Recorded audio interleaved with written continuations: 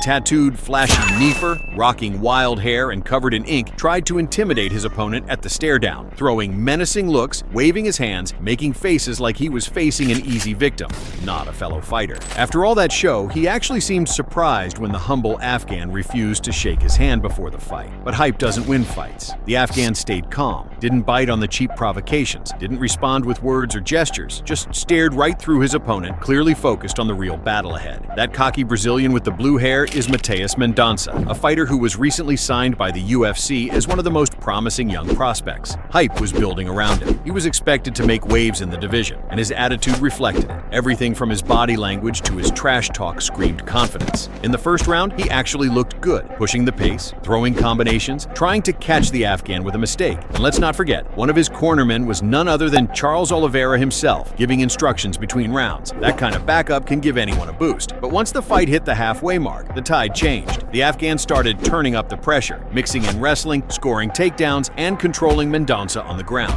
never letting him get comfortable. The Brazilian's cardio began to fade. He was slowing down, making mistakes, and his confidence was melting away right before our eyes. Every punch he took left its mark, and even the advice from Oliveira in the corner couldn't save him from the non-stop assault. By the final round, you could see it on Mendonça's face. Gone was the cocky showman from the stare-down. Now he looked like a battered fighter just trying to survive. The Afghan calmly closed out the fight, dominating the last stretch. And the cherry on top? That same gesture Mendonça flashed at the stare-down now looked more like a bitter reminder that bravado and hand signs don't win fights. Work does.